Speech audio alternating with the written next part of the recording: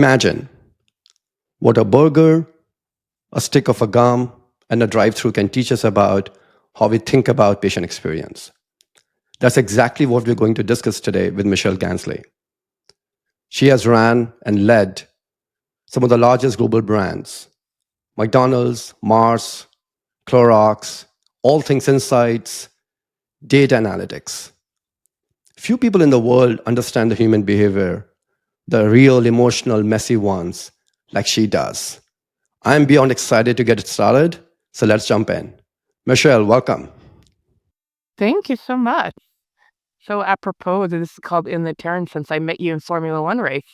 Exactly. That's exactly how it is. So I think there's a saying that you win in the turns and not on the straight. So and we'll find that today as well. So let's get started. So let me start something which is astounding that you shared with me before we were chatting, and that was how do you influence 1% of the population on this planet every single day? That's like 70 million lives. I mean, that's just mind-boggling to me. So just maybe walk me through the context, the experience, and what did you gain from that? It's interesting because on a day-to-day level, it's not like I'm going around thinking about the 70 million. I'm thinking about the mom who's trying to feed her kid between sports games, or the frustrated crew member who can't get the ice cream machine to work, right? And we're working at a very human level, trying to solve human problems. But when you take a step back and I think about the impact that the brands I have worked on have had in people's lives across the world, it is a responsibility, and an honor to be able to influence in that kind of way. So the responsibility piece is the responsibility to make sure we're using data and insights to actually improve people's lives. And the honor is to know that the work that I do touches so many lives around the world. That's powerful. So when you think of that, and times it by number of countries and number of states in those countries and number of different backgrounds as people come from, was there a time where you thought that how well we understand that at a human level from from what you just said, and how do we drive that on a day-to-day basis? I mean, yeah, that's my job every day. I think what's interesting is with the proliferation of data, I think we often confuse data with insight. So, like a true insight is something that you learn that's just like a fundamental human truth that sometimes can only be garnered from observation. And so much now we dig through lots and lots and lots of data points, and we're always looking for differences. But in actuality, what you learn when you work with humans across the world is that there's more sameness than differences. And so, one of the things that I've kind of picked up on over the years is we should be spending more time looking at the sameness versus the difference. That's fascinating. You have made multiple pivots. You worked in home healthcare very early on in your life, and then you moved to consumer brands, confectionery, food, and so on and so forth. So, just has there been any specific pivot that made you who you are, got you where you are today? Well, honestly, the biggest pivot in my life, or the number one thing that's had the biggest influence on my life, was even before working. I was in college. I don't know if you had this where you went to school, but there's this international student organization called ISEC, AIESEC. It does international internship exchanges. I was very involved with that throughout my 4 years at the University of Texas.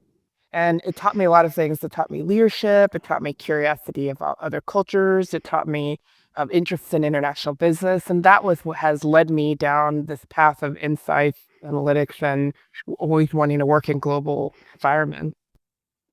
So, what were you as a kid? What was I as a kid? Like, how was I like? Well, Exactly. for me, because you've met me as an adult, you'll be surprised to know that I was a big rule following, teacher pet, good girl. All right, I'll take I mean, that. that's obviously changed. But then, say if I was to meet the 10-year Michelle, what would be the most thing I would be surprised with? Well, when I was 10, I mean, I think I'm still creative, but maybe in a different way. As somebody who does analytics for a living, I think people would be surprised to say that I was really creative. I used to put on plays. I'm the youngest of 5 kids, and I would force all my siblings to be in these plays with me that I would write and direct, and then we'd make our parents sit and watch it when they got home from work.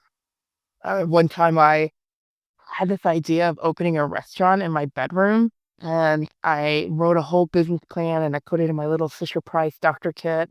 And I sat my mom down and I talked to her through the plan. I was like, I know you're going to say no, but I've thought about everything. And her first question was, well, how are you going to get past the health code? I was like, health codes? All I'm right. not on health codes. So she was a destroyer of dreams, but it taught me a lot. Well, you did work for McDonald's for many years, so maybe there was Yeah, a point of connecting the sort of dots back in life, I guess, right? exactly. And who knows, there might be a sort of hole in a wall in New York, 42nd and I 5th know, it in could still future, right? happen. And probably not my bedroom, but I could still own a restaurant someday. All right, all right. So you spend a lot of time both on the brand side and the personal side. Are there things that you think you value or used to value, but you don't today? Mm. Well, I think one thing that used to be really important to me that is not as important to me is being liked. I mean, of course, I like it when people like me, but when I was younger, that was really important to me, almost like the most important thing, which created a lot of people pleasing behaviors. But now I think it's more important to be respected. But also, a friend of mine told me this quote, which I use all the time now because I think it helps, that I'm like chocolate ice cream. A lot of people love chocolate ice cream, but not everybody loves chocolate ice cream. But that doesn't make chocolate ice cream less tasty. It's just a preference. So I try to keep that in mind when I, keep myself in check that it's okay to not have 100% of the population like me. So, say you were to design inside systems for everyone to like that chocolate, right? And you put sort of all your years of experience in that. What are the two or three sort of these non-negotiable things you will put in as routines inside it? Hmm. Well, I wouldn't want to build something that everybody liked it, right? Because then it's going to be diluted down to the point where there's nothing special about it. Uh, but if I was to do that, um, good question. I think, a couple of things would be to focus on being, iterate, iterate and evolve versus building the perfect philosophy before executing. And then also like really combining the data with human observability and insight. And was there a time in your life when you were surprised with what you find versus what you thought you would find? But say more to that. What do you mean? So, you have seen insights across, languages, locations, countries, and so on and so forth, right? And there's always a level of intuition that you go with, right? And suddenly you say, this is odd, sort of counterintuitive to exactly what you think you would have seen. Yeah. Well, I think I mean, I can name a few, but normally when you come up across those, like if you think about it, it actually makes total sense, right? I think a lot of times we get in our heads because, like, for example, you know way more about medicine than the average person. I know way more about gum than the average person. And so sometimes we get caught up in our own stories. But, one example is at we in McDonald's, we launched what's called Ready on Arrival, which is just simply using geofencing so that you could order and you could put in your breakfast order anytime, like before you leave the house. And then once you get within a mile of the store, it will start making it so that it's ready Hmm. when you get there, which is like a genius idea.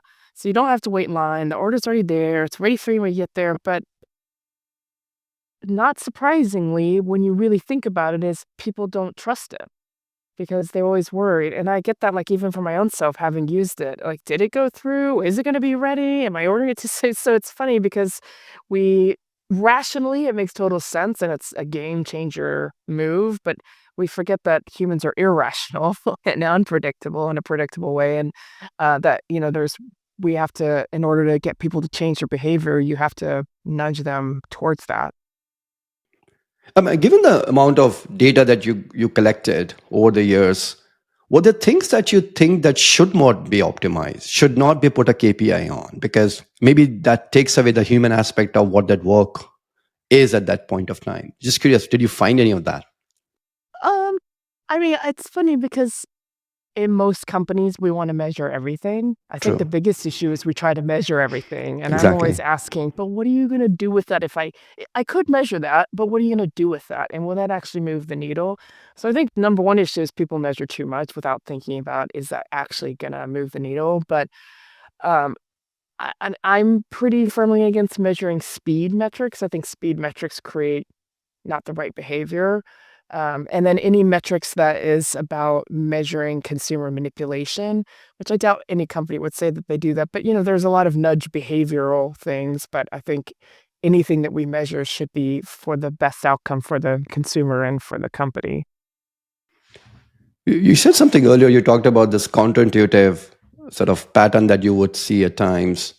Now, how did you find a way to trust what you trusted? Was it your Mm. intuition? Was it the data? Was it somewhere in the middle ground that you picked up? Well, I mean, that goes back to the whole human behavior observation versus data, right? So, for example, in the Ready on Arrival that I was talking about, we did a bunch of research and we tested with consumers a concept. And of course, rationally, they're all like, yes, this is amazing. I would love this. This would. But it's not until you actually put it into practice at scale that you're going to see how humans actually behave. And then when you don't hit the numbers that you think you're going to hit, then that's like where the curiosity comes in. And they're like, well, what is happening? Why is there the delta? And then no data is going to tell you that answer. You have to go back to humans to understand that. Yeah, I think something you said was startling. You talked about the speed measures and what they create, but in medicine, we measure something called the door to needle time. Yeah. This is the person who shows up in the ER and get to the table itself, but it's an important measure, and right, maybe for more for patient safety reasons that we looked at. Were there things that you picked up? And I'm especially interested in McDonald's, given the excuse me, the countries that you operate in and the size and the scale. Was there a local market insight that you picked up, um, and that you said, this is interesting, and maybe we can make it applicable in other markets as well? Was there something you can sort of pick and share? Yeah, well, one thing that I think is very interesting that most people don't realize is when we create ads, that an ad with a strong human truth, if the ad does well in one market, it has a 70% likelihood of doing well in any other market, regardless of culture and context. But having worked in large global companies, every country thinks they're a special butterfly and context matters. And, of course, having actors that look resemble and reflect you is important, but the actual content of the ad can work in every country. And so, for me, one of the important things about that is like going back to what I was saying earlier about sameness versus differences is, just think about that. Like if you're a global company, rather than creating 70 ads, you could create one ad, maybe swap out actors, but have that work everywhere in the world. But that's not normally what happens. Most companies, every country makes their own ad. Interesting.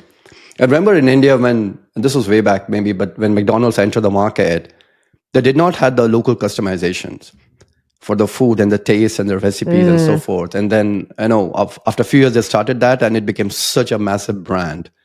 Uh, yeah.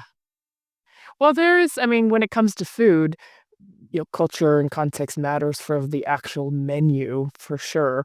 But even just the concept of, at the macro level of sandwiches, and you need to have like what kinds of variety to have and what the size of menu should be can be similar. But you're right. So in McDonald's, there's only 5 core menu items, and the rest every market can be creative with. So that's one of the most fun things about going to McDonald's in other countries is the menus are super different in every country.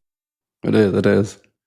And you sort of moved from selling a product that cost like a dollar or two to someone that serves 70 million lives. And did that change how you organize yourself, your teams, your method of innovation, insights? Did any of that change for you? At the macro level, no, because data and insights is data and insights. Now, how we specifically organize and the problems that we're solving, of course, differ slightly. But if, like for example, in Mars with food, we have to think about not just the consumer, but also the retailers and the company, right? And in McDonald's, you have to think about not just the consumer, but the crew, the franchisees, the suppliers, the company. So different stakeholders, but similar idea that there's multiple constituents and stakeholders that you have to optimize for ultimately.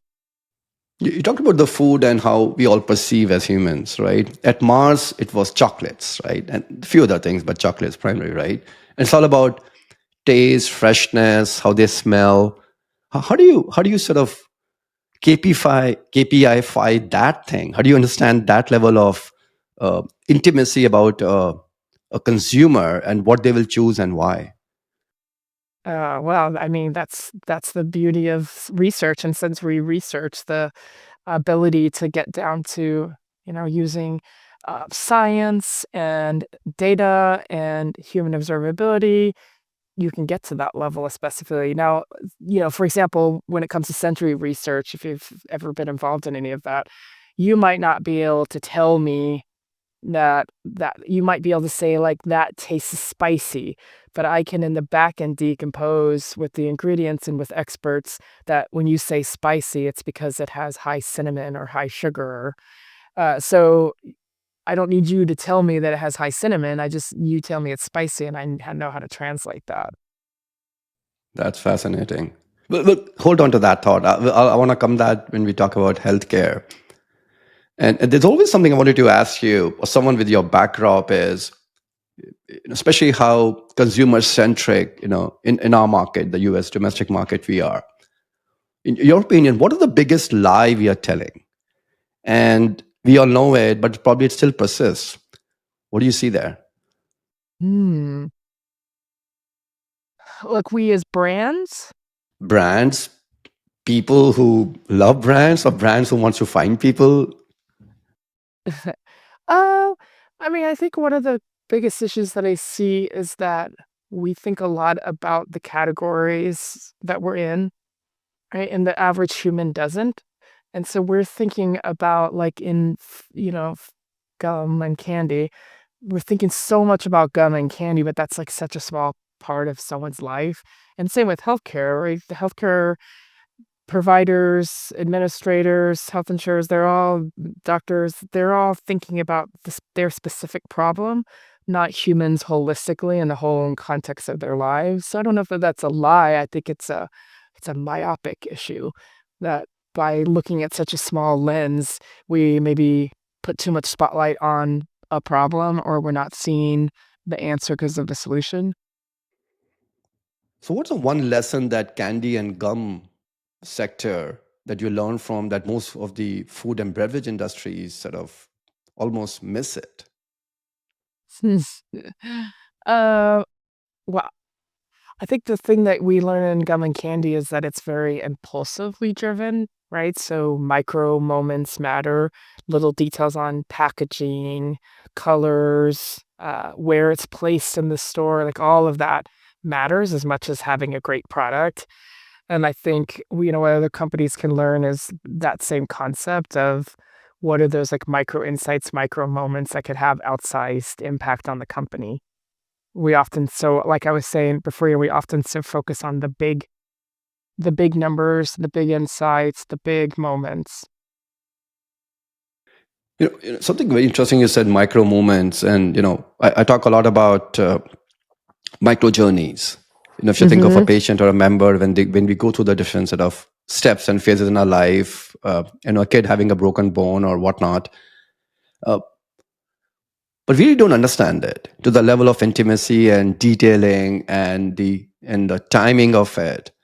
I'm just curious if you were to given a chance to rewire and coming from outside in, what are the moments that you think you will first sort of tackle in healthcare?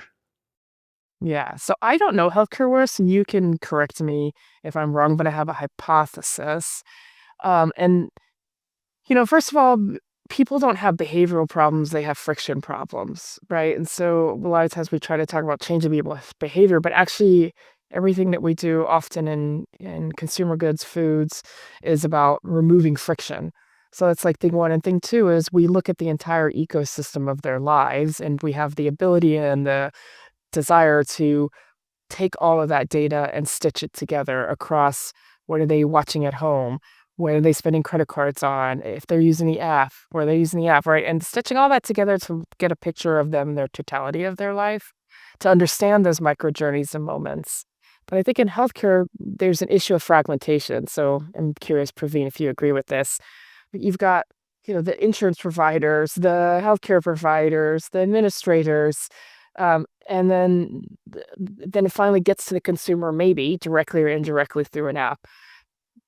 There's no maybe ability or incentivization to connect all those data pieces together. So you're never learning about a person in their totality. You only know your little slice of the person. And I think it's often focused on the problem, not on what's the person. So how can you understand them intimately if you only have a small piece of the puzzle and you're not actually learning about that person holistically? No, I think you're dead on right. I think a part of that is incentive. So it's not that, as companies and healthcare insurance shop or a medical group or a hospital, we um, consciously want to be like that, but I think it's just the incentives design our behavior, right? That is one. Second is, I think again, you're dead on right on. We look at a sort of our piece of puzzle. So my health system, I want to make sure you come to the appointment, right? Especially if, let's say, if it's a fee for service model. So you come out to the appointment, you show up for the appointment, you have a good experience in the sort of, theater, if you will, right? And then Mm-hmm. once you're discharged, most times you are sort of gone, Mm-hmm. right? But if you're in an environment where I manage the risk, the cost of care of Michelle as a person and a family, then yes, then I'll touch sort of, find a way to touch. Hey, what's going on after 15 days, 30 days, whatnot, and then make sure that I'm staying in touch with you.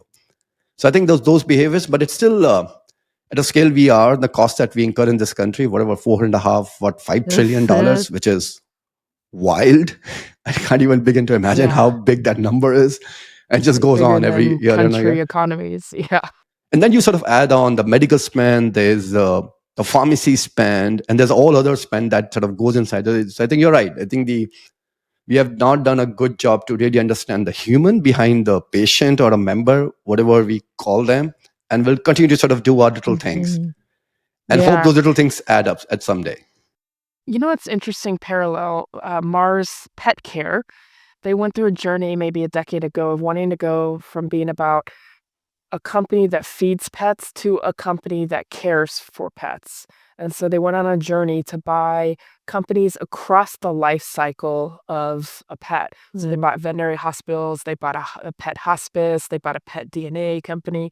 And all of that was in service of being able to stitch all these data sources together to understand a pet's life in totality. And I think, like, why can't that happen in human healthcare? My 2 cents on that is it will take time. Different parts of the equation, whether these are investors or CMS, and few that are starting to sort of drive some change. But just the sheer magnitude of how big the sector is, Mm, it's like a $5 trillion, shark or a whale. yeah. For it to steer to a direction, it takes a lot of movement and time to sort of steer to a direction, right? So we'll see if we get there. Hmm. Tell me about a human story.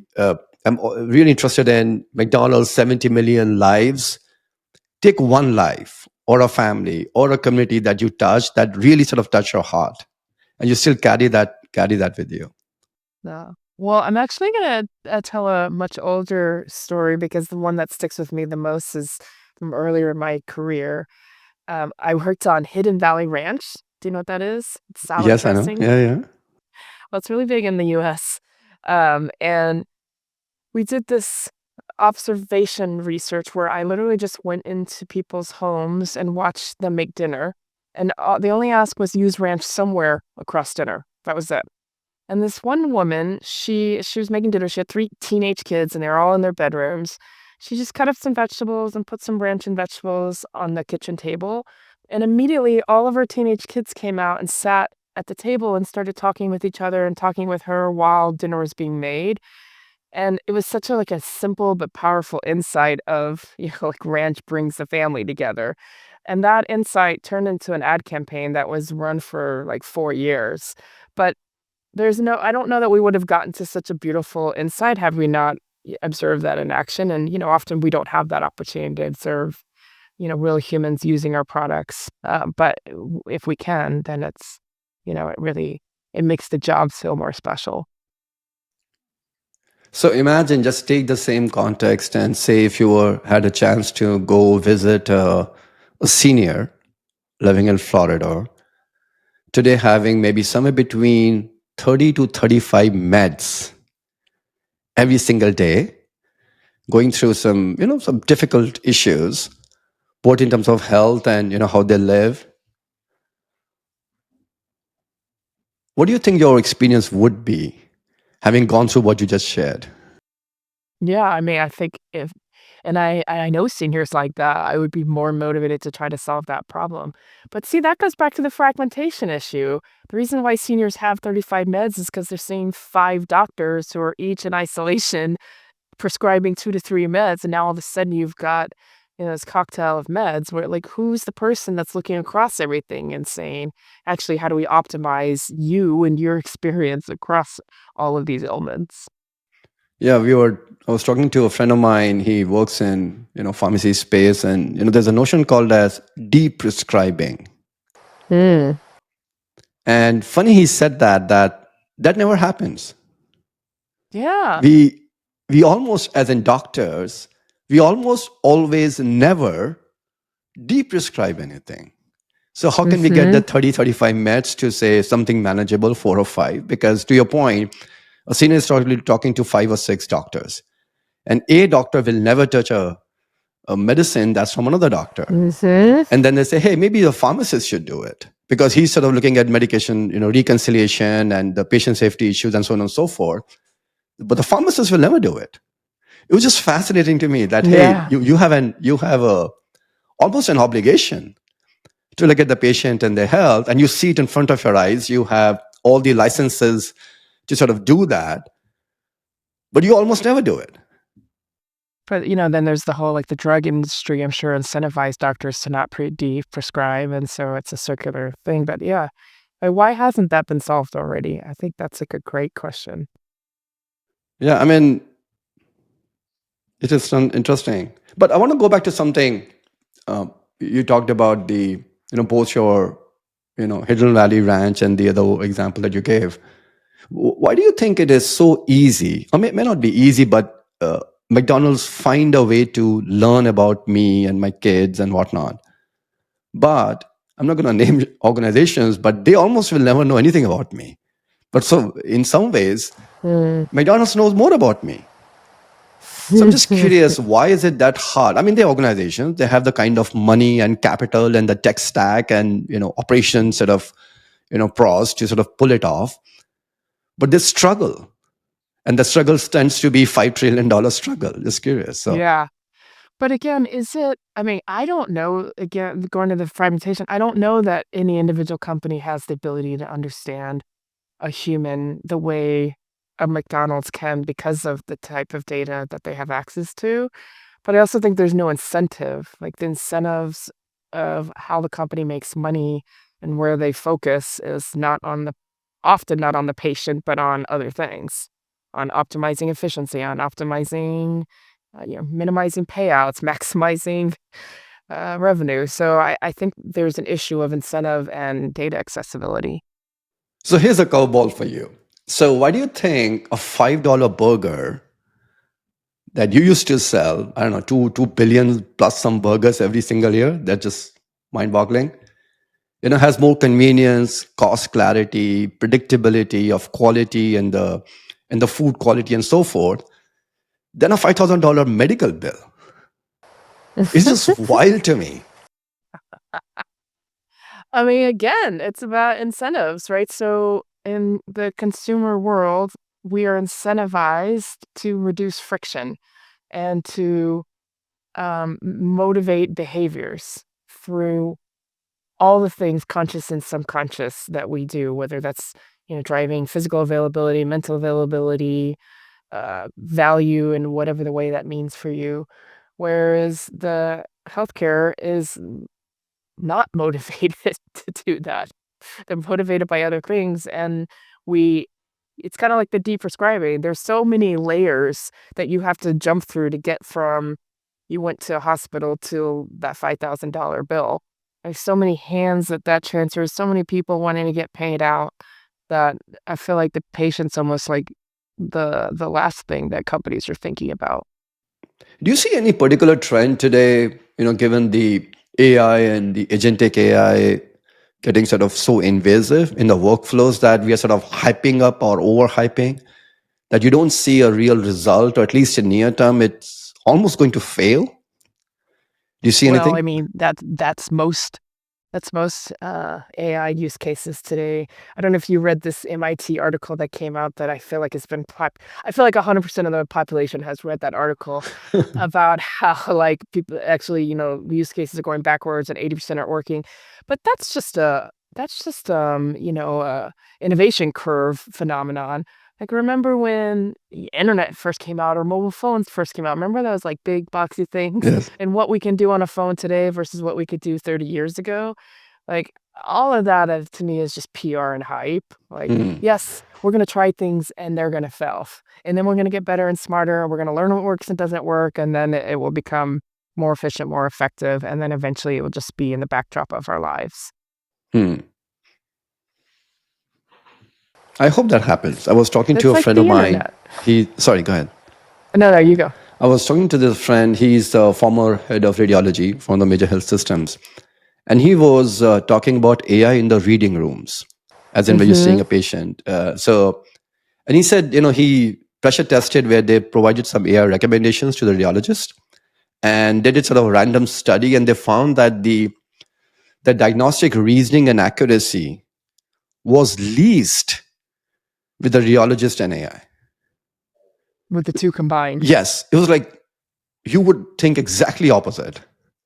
But And why? Yeah, why do you think that is? and he said just human dismissiveness. Mhm. He said radiologists, I mean, they know what they know, I guess, and they would almost always dismiss for most parts. Again, this is a small, trial, so don't sort of take it as a guidance. But he said that we're still working on how to make humans work alongside AI. So it's not about a tool and just sits on the side and gives me a recommendation. I don't know anything about it. And Yeah, that's so the part that he said he's working on is he's actually creating a sort of a name for that AI, and said, "Hey, Maya, have you looked at the scan? Tell me more about it." So he said they're trying to figure out ways in which radiologists across the country are able to find ways and means in which they actually rely on that thing or their recommendations and then do something with that. okay. So, what's so interesting about that insight is it's the whole like nuanced difference of outsourcing your thinking to AI versus using AI as a thought partner. And even just what you kind of said, right? When you just take what they said, that's outsourcing your thinking, and we're going to reject that. And it's probably not going to be as good a quality. But when you use it as a thought partner to help improve your thinking and ask it questions and have it ask you questions, you're going to get to a better outcome because it's unlocking naturally your own innate wisdom and intelligence. So I do think there's something really important about that distinction you made. I believe it is a helper mindset. If something is sitting on Hmm. my side and can help me do something better, faster, maybe cheaper, I think I will use it. But as quickly as you make it a software tool, then I think it's a hard one. Because to your point, Yeah, at the that end of the day, is. we all are humans. Yes, we work for large organizations, but if that human element is missed out, you can sunk in a lot of dollars, but the impact to your real results, so that whatever the MIT study talked about, is probably not going to be Hmm. seen. Tell me about leadership. Now, one notion I've heard from many leaders is it's lonely. It can be quite unnerving. And imagine you're sitting in a boardroom with your McDonald colleagues or Clorox colleagues or Mars colleagues, and you find things that you believe needs to get driven. And you find neglect. You find where people feel, yeah, we'll do it when we get time. But as a leader, you need to be, decisive, make sure it happens. I'm just curious, how do you dealt with it? Well, I think there's kind of 2 points in what you're saying. The loneliness piece, I think, is because most senior leaders, like I get it, sometimes you can't talk to your employees about topics, right? And it's hard to get the attention span of your peers, but that's why I believe really strongly in networks. So I belong to a few peer networks, and it's less lonely at the top when you connect with other peers. And guess what? They're all lonely too, and they're all looking to connect. So that has been a source of, confidence building and working and realizing we're all working through the same problems.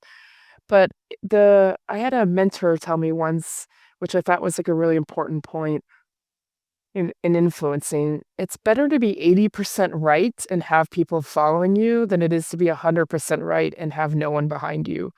And so, like in the point you made where I have a strong conviction and no one's following, like maybe it's not the right time, or maybe it's not being said in the right way, or maybe I need to learn to be less right and understand what people's pain points are and how to solve multiple problems at once as well as my own. So I've really taken that on lately as a leader to stop feeling like I have to be 100% right all the time.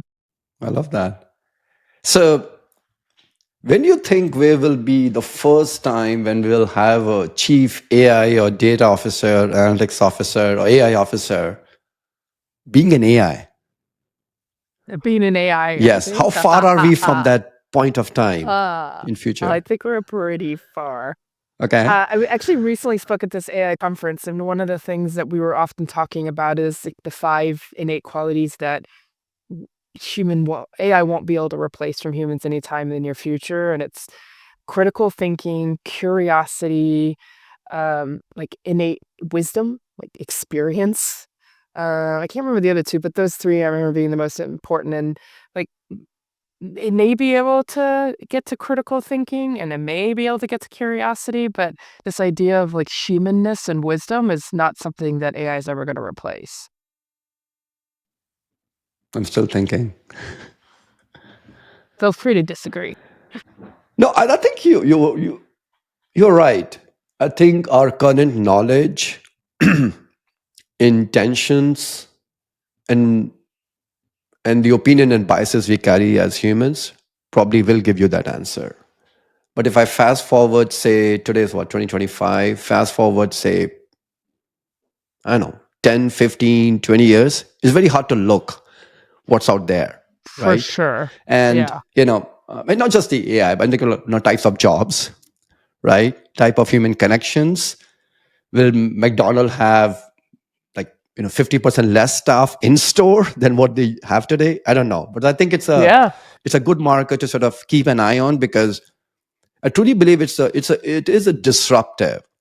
But I heard from one of the smart guys here, and he talked about take the most routine workflow today, understand the most human labor part of that workflow, put AI on it, keep doing it 5 times, 10 times, 20 times in a year, and you will have AI becoming a pervasive part of who you are and what you are as an organization.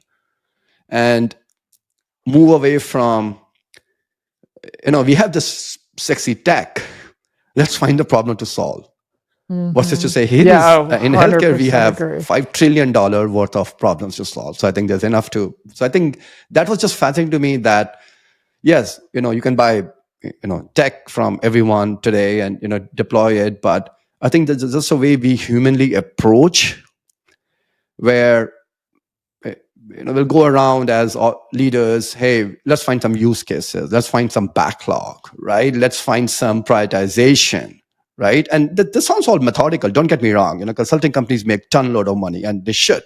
But the way to make it very invasive and pervasive, he said, take that example, and then if you can do it 20 times, you will get a lot more adoption to the example of radiologists and AI. Uh, at least in that case, the radiologists didn't like AI. I don't know about the AI if they didn't like radiologists, but we'll leave it at that as yet. I mean, I 100% agree with what you're saying. I think it's still a maturity issue, but the thing that still I feel really passionate about, that I get really frustrated with all the PR around, like AI is gonna kill people's jobs. They are gonna replace current jobs that exist today, but there will be new jobs. I keep going back to the internet because if you roll back 30 years, there's a lot of similarities between what we used to say back then, like misinformation, disinformation, it's going to take our jobs. There's more different jobs there today than there was 30 years ago. In fact, like 60% of job descriptions that exist today didn't exist 30 years ago, right? Because new jobs evolve. And that the same thing will be true in another 30 years. So I think we have to move from a mindset of scarcity that AI is going to take over my job to jobs will change, and I want to make sure that I'm changing with that. True. I want to take back to you to point where you shared that one of your favorite moments was dad cooking breakfast. And fast forward who you are today, how you drive influence, how you drive decisions, and so on and so forth. Has your leadership style changed over the years, or you still carry a kid somewhere, whose dad is still cooking bacon and eggs? I'm just curious, how do you sort of modulated that over the years? Um, well, I would say, I forget who wrote that book around the crucible moments. You have crucible moments in your life that have an outsized impact that change who you are. Um, yeah, I've had lots of those crucible moments in my life. My dad died when I was 13, which had a huge impact on me. I went through a terrible divorce in my 30s. I've had an outsized amount of, you know, adverse things that have happened in my life that have caused me to self-reflect and do a lot of self-development. And I think it's made me more empathic, more courageous, because I realize that, life is short and not a given. Um, and and because I've done a lot of personal work, I think I can be a better leader to other people. The number one thing that people always say about my leadership style is that I'm authentic, empathic, and that they truly feel that I care for them as a person. And I think all that is from my life experiences from when I was 10 years old to today. And what has been Michelle's most surprising failure? And how did you deal with it? Well, it's surprising to me, maybe not to anybody else, but I suffer from over optimism. I definitely see the glass not even half full, but full all the time. And it used to be a joke with my friends because I'd be like, well, what could possibly go wrong? And, they would be like, 1,000 things. And one time in Mars, we were going through a major transformation, but I was on the inside of the transformation, so I knew what was going on. And not like my whole team either they were going to be in the same place they were or better, which is not normally what happens in transformations, right? And everybody's stressed and have been gone on for months. And I kept reassuring them, guys, this is a good thing. Like, you're all going to be happy. It's going to be fine. And then at the end of the day, when we came to deliver the news, 100% of people either were in the same role or in a better role, but 100% of people were disappointed. And I was so confused by this. Like, why is everyone so let down? And it's because I had built it up to be this super optimistic thing. And so they were expecting, who knows, like what. So I've learned when transformation comes, one, change is hard on everyone, but everyone is going to be at a different place. And the best possible outcome is just to be neutral about it. And do you think where you are today in your life, is it accident, design, intuition, serendipity? How do you think of that? I think it's 80% design, 20% serendipity. And I Hmm. mean that I haven't planned out my whole life, but I'm very open to where the wind blows and saying yes to opportunities, even if it feels scary or risky or not the original plan. And I think most people have a lot of fear and don't take a lot of risks in their life, or have a very specific idea of how their life should go and don't veer from that. So imagine you had a time machine and you had one choice. You can go back, you can go forward in the future. Which one would you choose and why? Oh, gosh.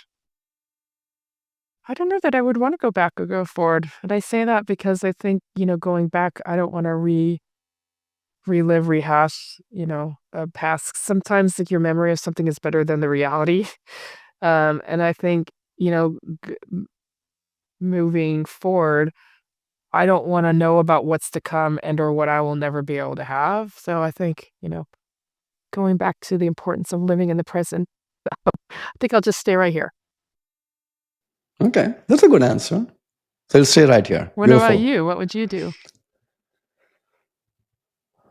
So there's a part of me that does want to go back, but it's not about my life. I want to go back and see how Alexander lived and lived his life. I want to go back, see some of the sports moments, right, that I missed in cricket, right? Don Bradman is one of my childhood, heroes.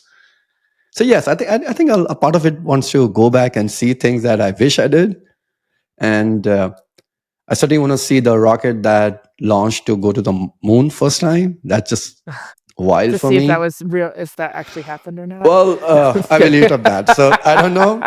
Hey, if we did not go at that time, we should go now, right? I guess I would want to see dinosaurs if I could go see anything. Yeah, I think that there is. Someone said, right, your history can teach you a lot. Only wish you Sure. knew it. So Okay, I like I do that. want to learn that. And then, and I think as humans, and I'm a Elon Musk fan, and that's not secret, but I think there's something to be said about seeing the world beyond where we live. And there's a picture, I don't know if you've seen it, it's just fascinating. I think it was taken by one of the Mars rovers. It had this lots of dots, and there was just one dot. Okay. And that was us. So the entire human Oh, that's consciousness, cool. experiences, life, love, everyone ever lived or will live is on that dot. Love it. I think there are a few more dots to be seen, I guess. Yeah. That's just how I think. So tell me something. Was there a question you wish I would have asked, but I did not? Oh, that's a good question. Well, I wish I had more time to ask you questions. All right. You get a chance. One chance. I didn't get to. Oh, okay. I get one question. Yes. All right. What was the most pivotal moment in your childhood? All right. So this was a time when I was on the way back, dropping my sis at a med school. I had a crazy accident. It's a bus accident in India. And I was sitting right behind the driver. There used to be like an iron cage. And somehow I sensed that's going to happen. Maybe like 2 or 3 seconds right before it happened. Because I could see there's a military truck coming right at us. And this guy probably had something. And I knew just going to get hit. And I was like, I don't know, 6th grade, 7th grade. I was a kid still at that time. Somehow I had this sense that I had to push people. I was on the far right. I had to push people on the left. And if I don't, either I'm going to die or somebody else is going to die for sure. I just pushed them hard, like hard. And I kid you not, there were 3 rows behind me in that bus. Everyone died in that. Wow. And I believe that moment had just stuck in me.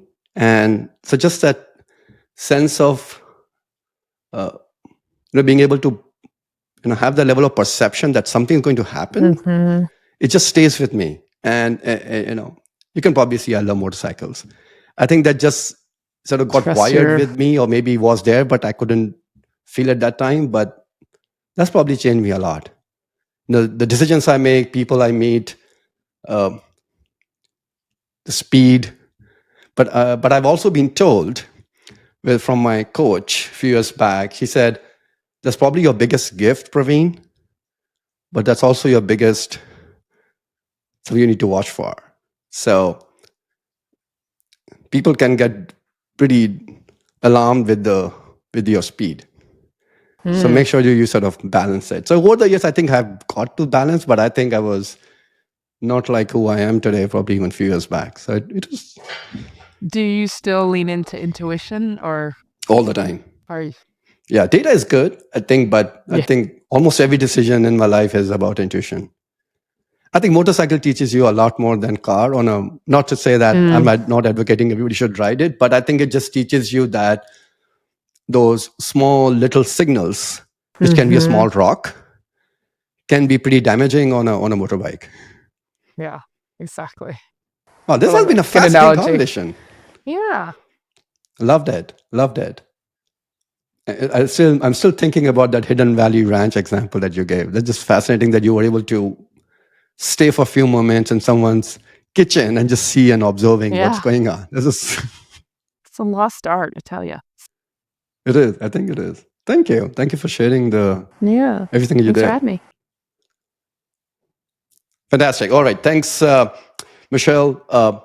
One thing I'm carrying from here is, and maybe for me and for sure for listeners, is hopefully we will think of healthcare and the human behavior a little differently. And if we do that, maybe we'll try to solve those micro moments or micro journey that you talked about. So thank you for that. Thank you for the I insight. hope Appreciate so. it. I hope so. Yeah. All right. Thanks. And like we say, It's good keep chat. winning in the turns. Yeah. I love it.